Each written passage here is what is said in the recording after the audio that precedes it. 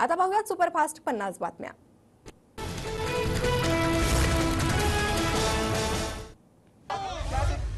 मुंबईतील 6 जागांसह राज्यातील 13 जागांसाठी उद्या मतदान, दिग्गजांची प्रतिष्ठा पणाला।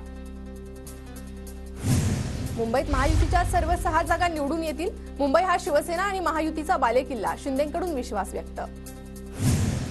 शिंदेंच्या शिवसेनेचे प्रमुख राज ठाकरे झाल्यास आश्चर्य नको, प्रकाश आंबेडकरांचं शिवसेनेबाबत मोठं विधान।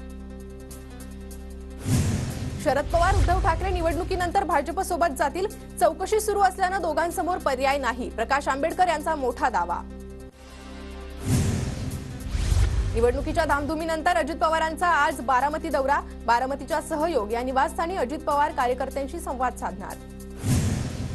आता राजकारणात उतरलो नाही, मात्र आरक्षण मिळालं नाही तर विधानसभेला संपूर्ण मराठा समाज विधानसभेच्या मैदानात उतरेल, मनोज जरांगे पाटलांचा इशारा।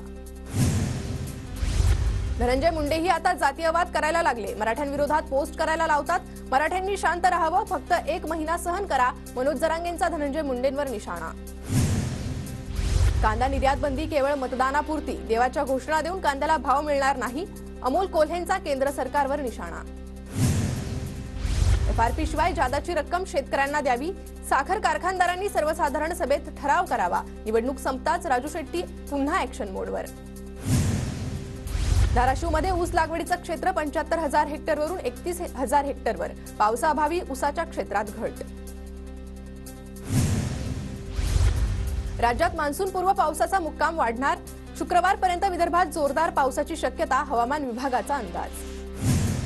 सिंधुदुर्गातील नुकसानग्रस्तांना तौक्ते वादळाच्या धर्तीवर मदत द्यावी, ठाकरे गटाची मागणी, 5 दिवसात मदत न दिल्यास आंदोलन करण्याचाही इशारा। पुण्यात हडपसर, कोंढवा, वानवडी परिसरात झाडं कोसळल्याच्या घटना, पावसामुळे 20च्या वर झाडं कोसळली। भंडारा जिल्ह्यात अवकाळी पावसामुळे धान उत्पादक शेतकऱ्यांचं मोठ्या प्रमाणात नुकसान, शेतकरी हवालदिल, शासनानं नुकसान भरपाई देण्याची शेतकऱ्यांची मागणी। रत्नागिरीतल्या खेडला अवकाळी पावसाचा तडाखा, 25 एकरपेक्षा अधिक क्षेत्रातील केळी आणि पपईच्या बागात जमीनदोस्त। जळगावच्या मुक्ताईनगर तालुक्यात तापमान वाढल्यानं केळीच्या पिकाला फटका, केळीची पानं करपू लागल्यानं उत्पादनात घट होण्याची शक्यता, केळी उत्पादक संकटात।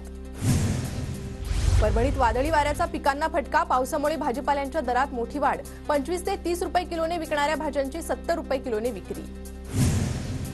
दौंड तालुक्यातील 59 अनधिकृत होर्डिंगवर कारवाईचा बडगा, दौंड पंचायत समितीकडून कारवाईची नोटीस।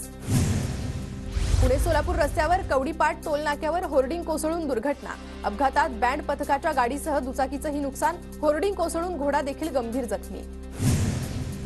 परभणी मनपाद्वारे 33 अनधिकृत होर्डिंगवर कारवाई, इमारतीवर असलेल्या होर्डिंग्स काढण्यासाठी संबंधितांना नोटीस जारी, मनपा आयुक्तांची माहिती।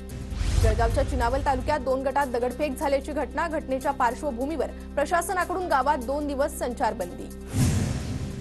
लातूरमधील सोयाबीन उत्पादक शेतकरी अडचणीत, सोयाबीनच्या दरात वाढ होत नसल्यानं शेतकरी हताश। नंदुरबारमध्ये लसूण 200 रुपये किलो, कमी पावसामुळे लसणाच्या आवकेत घट, तर आणखी दर वाढण्याचीही शक्यता। नंदुरबारमध्ये कांद्याची आवक वाढल्यानं दर कोसळले, कांद्याला भाव मिळत नसल्यानं कांदा विक्रीकडे शेतकऱ्यांची पाठ।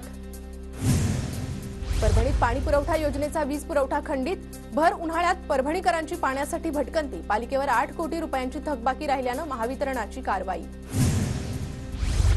यवतमाळच्या उमरखेड आणि पुसद तालुक्यावर पाणी टंचाईचं संकट, घोटभर पाण्यासाठी गावकऱ्यांची वणवण, तर अशुद्ध पाण्यामुळे 130 गावातील नागरिकांचं आरोग्य धोक्यात। जळगाव जिल्ह्याची तहान भागवणाऱ्या गिरणा धरणात 21% पाणीसाठा शिल्लक, जिल्ह्यातील 188 गावं गिरणा धरणावर अवलंबून। यवतमाळच्या उमरखेड पुसद तालुक्यातील ग्रामीण भागात पाणी टंचाईच्या झळा, पिण्याच्या पाण्यासाठी नागरिकांची 3 ते 4 किलोमीटर पायपीट। नंदुरबारच्या खंडबारा, विसरवाडी आणि चिचपाडा परिसरात वारंवार वीज पुरवठा खंडित, अनियमित वीज पुरवठ्यामुळे नागरिक त्रस्त। विठ्ठल रुक्मिणी मंदिरात 2 जून पासून पदस्पर्श दर्शन सुरू होणार, मंदिर समितीच्या अध्यक्षांची माहिती, मंदिराच्या संवर्धन कामांमुळे पदस्पर्श दर्शन बंद होतं। बुलढाणा लोणारच्या दैत्यसुदन मंदिरात किरणोत्सव पाहण्यासाठी नागरिकांची गर्दी, प्रत्येक वर्षी मे महिन्यात शून्य सावलीच्या काळात पाहायला मिळतो हा किरणोत्सव।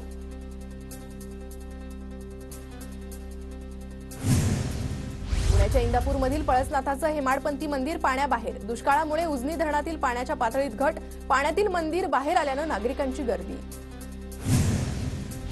पोहरादेवी गडाचे आणखी एक महंत राजकारणात सक्रिय होणार. शिवसेनेचे नेते महंत सुनील महाराजांनंतर चुलत बंधू महंत जितेंद्र महाराज राजकारणात उतरणार.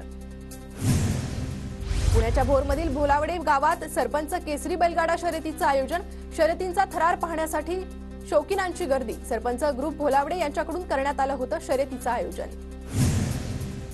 जळगावच्या भुसावळ शहरावर पाणी कपातीचं संकट. मात्र अद्याप पालिकेकडून हतनूर धरणातून आवर्तनाची मागणी नाही. 10 दिवस पुरेल इतकाच पाणीसाठा शिल्लक. चंद्रपूरच्या पोंभुर्णा तालुक्यातील भिमणी येथे कृषी विभागाची मोठी कारवाई. एका गोदामावर धाड टाकत 76,56,000चं अनधिकृत चोर बीट कापूस बियाणं जप्त.